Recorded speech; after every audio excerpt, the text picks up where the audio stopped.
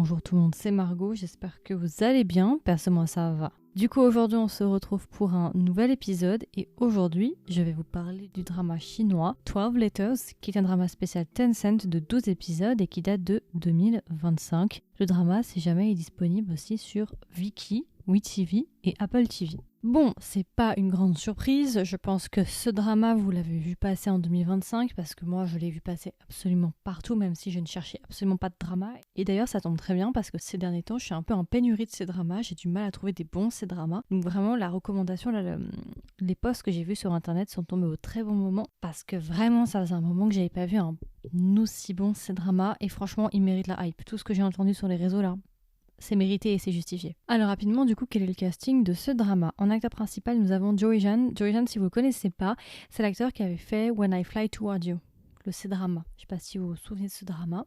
Et du coup, il va jouer le rôle de Yi-Shun. Et ensuite, nous avons Wang In-Lu qui va jouer le rôle de Hai-Tang. Wang In-Lu, si vous la connaissez pas, elle a joué dans I Am Nobody. Je sais pas si vous vous souvenez de I Am Nobody, c'est un très très bon C-drama que je vous recommande. La saison 2 d'ailleurs devrait sortir ou elle est sortie déjà? Ah ouais, elle est déjà sortie la saison 2, je l'ai pas vue, donc faudrait que je regarde, du coup je l'ai pas du tout vue, mais la saison 1 en tout cas j'avais beaucoup aimé, donc elle a joué à l'intérieur. Ce sont nos deux acteurs principaux. Aussi on a deux autres personnages, donc nous avons Jang He-Hueze, elle a un nom en 4 caractères, d'accord, qui va jouer le rôle de Yunien, et nous avons Jen Yo-lun qui va jouer le rôle de Shen Chang. Alors rapidement du coup de quoi parle 12 Letters? Le drama va se placer en deux temps. T'as une partie dans les années 80, fin des années 80, début des années 90. Et tu as une partie aujourd'hui de notre ère contemporaine 21e siècle.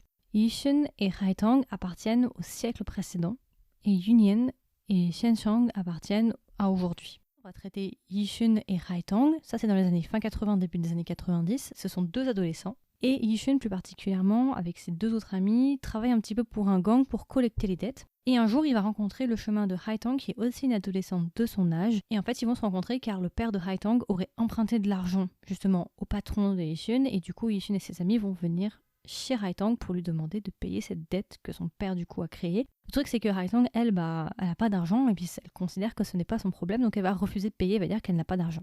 Et à partir de là, justement, ces deux personnages-là vont se retrouver dans la même classe. Et en fait, on va suivre la vie de ces deux personnages, et plus particulièrement Hai-Tang. Donc, on va vraiment se traiter en deux parties. La relation entre Yi-Shun et Hai-Tang, ces deux personnages-là qui vont se lier d'amitié, et Hai-Tang qui va tout faire pour survivre avec tous les problèmes, son père, les collecteurs de dettes et ce genre de choses. Ça, c'est la première partie qui est une partie, on va pas se mentir, assez lourde, parce que ce sont deux personnages qui sont prisonniers un petit peu d'un destin qu'ils ne veulent pas. Et ils vont tout faire, en fait, pour survivre, pour pouvoir peut-être s'en échapper, et ils vont s'entraider. Donc là, il y a un petit peu un côté un peu Better Day sur les bords avec justement des thèmes assez sérieux, maltraitance, suicide aussi. Enfin, c'est beaucoup plus sérieux cette période-là. La première période dans les années 90 est beaucoup plus sombre et sérieuse que la version actuelle. Et du coup, on va mettre en lien, parce que forcément il y a un lien entre ces deux périodes. Ce qui va se passer, c'est qu'un jour, Hai-Tang, à côté de son lieu de travail, elle va découvrir une mystérieuse boîte aux lettres qui va apparaître de nulle part. Et ce qui va se passer, c'est qu'un jour, Hai-Tang va recevoir une mystérieuse lettre venant justement de cette boîte aux lettres, et elle va se rendre compte qu'en fait, cette lettre viendrait peut-être du futur. Et de l'autre côté, Yunien, elle aussi, va recevoir une lettre de cette même boîte aux lettres, et va se rendre compte que cette lettre vient du passé. Et à partir de là, justement, nos quatre personnages vont communiquer entre eux pour essayer justement de comprendre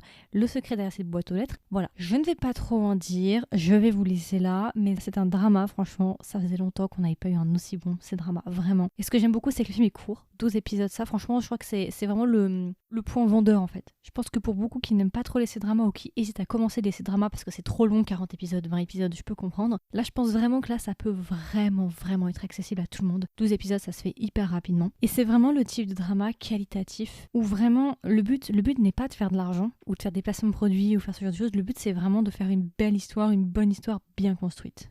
Si jamais le réalisateur, c'est le même réalisateur que A River Runs Through It et To Fly With You.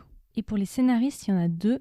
Oh, d'accord. Une des scénaristes, elle a travaillé sur Angels Fall Sometimes. Donc celui-là, il est quand même assez sérieux de drama. Et la deuxième scénariste, le ou la scénariste, je sais pas. Pareil, elle a travaillé aussi sur Angel Fall Sometimes. Donc ce sont un duo de scénaristes qui ont déjà travaillé ensemble.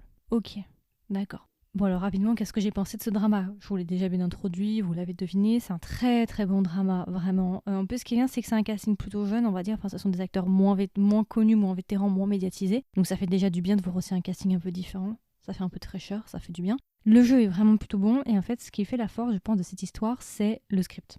On va pas se mentir.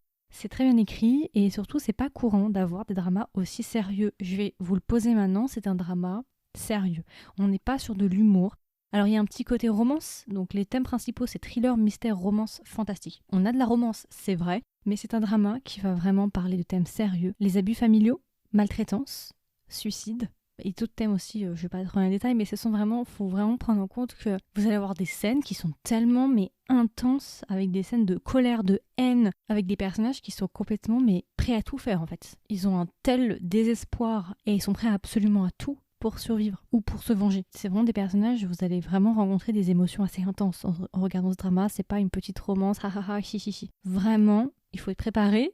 Mais ça en vaut tellement la peine, c'est une qualité d'écrit. Enfin, c'est ce genre de drama qu'on attendait depuis longtemps. Et je suis pas la seule à le dire, beaucoup de personnes le disent aussi. Ça faisait longtemps qu'on n'avait pas eu un drama aussi qualitatif, aussi intense, court mais intense, c'est bien écrit. Donc vous n'allez pas rester de marbre, c'est un très bon drama qui explore plein de thèmes différents. Vous allez peut-être vous reconnaître ou être touché par les personnages. Franchement, je sais pas quoi vous dire, enfin, même moi j'y crois pas trop en fait qu'on a pu avoir un aussi bon drama, franchement. Je perdais un peu espoir et je suis tellement contente de l'avoir trouvé, d'en avoir entendu parler parce que les avis sont vraiment unanimes quoi. Tu vois les notes, c'est une dinguerie. Enfin, je suis désolée. Hein. Et en fait, au niveau de la qualité d'écriture, je pense, au niveau de l'intensité, je pense que ça ressemble beaucoup à Better Days. Vous savez, Better Days, pour celles et ceux qui le savent, qui l'ont vu, c'est un drama assez sérieux quand même. Ça traite de thèmes très sérieux. Suicide et autres, harcèlement scolaire, ce genre de choses. Et je pense que au niveau de la qualité, du côté de l'aspect sérieux, des émotions et de la profondeur aussi des émotions qu'on va traiter dans ce drama-là, ça ressemble beaucoup à Better Days. Alors les thèmes sont pas forcément les mêmes, mais je trouve qu'en termes d'émotions, d'intensité d'émotions qui vont être portrayées, en termes de palette d'émotions, on est assez similaires. Et franchement,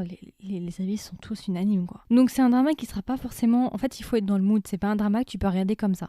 Je pense que c'est un drama où il faut vraiment être dans un certain mood pour le commencer. C'est pour ça que si maintenant, vous le commencez et vous estimez que c'est peut-être trop lourd ou trop sérieux, ne le rayez pas de votre liste. Vraiment, laissez-le de côté pour une autre période, quand vous serez dans un autre état d'esprit, parce que c'est quand même un drama à voir, mais il est pas à regarder à tous les moments. Voilà, je pense qu'il y a un timing pour le regarder, chacun a son timing. Faut vraiment pas le rayer de votre liste parce qu'il est très très bon et ça serait vraiment dommage de passer à côté, surtout quand on prend en compte ces derniers temps qu'il y a très peu de dramas courts. Soyons honnêtes, il n'y en a pas tant que ça, de dramas courts de bonne qualité. Donc voilà, franchement c'est un drama que j'ai beaucoup aimé.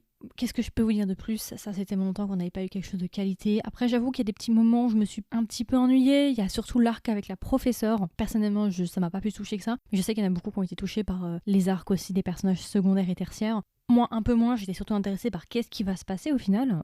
Quelle est la résolution, quoi. Est-ce que, voilà, quelques petits défauts, parfois des longueurs ou des personnages qui ne m'intéressaient pas. Mais en règle générale, ça reste un très bon drama, très touchant, surtout la fin est vraiment très touchante. Je m'attendais pas en fait, surtout pour l'acteur masculin, je savais pas trop quoi m'attendre parce que moi, When I Fly to Ride You, je l'avais un petit peu drop. J'avais jamais terminé, je crois. Donc je savais pas quoi m'attendre au niveau du gars.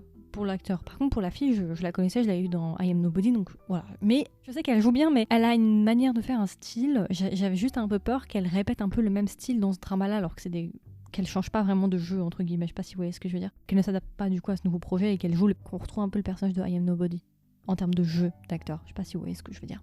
Mais en règle générale, ils m'ont beaucoup surpris et j'ai bien aimé aussi les décors. Et enfin, qu'est-ce que je peux vous dire ? Franchement, non, c'était un bon drama. J'ai pas grand chose à dire, c'est une forte recommandation. Et du coup, si je devais le recommander ou pas le recommander, bien sûr, vous en doutez, je vous le recommande. Si vous cherchez un drama court, chinois, de bonne qualité, et vous savez pas trop où commencer, si vous aimez le casting, si vous aimez les genres un petit peu du coup, parce qu'il y a un petit élément quand même justement fantastique avec cette boîte aux lettres qui relie le passé et le présent, où justement ils vont s'échanger des lettres à 30 ans d'intervalle, à peu près 30 ans. Donc grosse recommandation, en règle générale, vraiment foncez. Et du coup, si je devais lui donner une note, je lui mettrais un bon 16,5. Très bonne surprise. J'adore quand les dramas sont courts comme ça. Je peux me faire le drama rapidement et en plus de ça, quand c'est de bonne qualité, il faut quand même en parler parce que là, franchement, ça sort du lot. J'avoue que je suis plus trop laissée drama, je vous avoue. Il y en a tellement, j'ai un retard tellement conséquent. Et aussi, je commence un peu à perdre patience. J'ai moins de patience aussi. Donc, j'ai pas envie de perdre mon temps à en ouvrir 4 ou 5 avant de trouver la bonne chose. Donc, quand je vois qu'il y a des bons reviews vraiment unanimes, non mais vraiment, les gens spamment.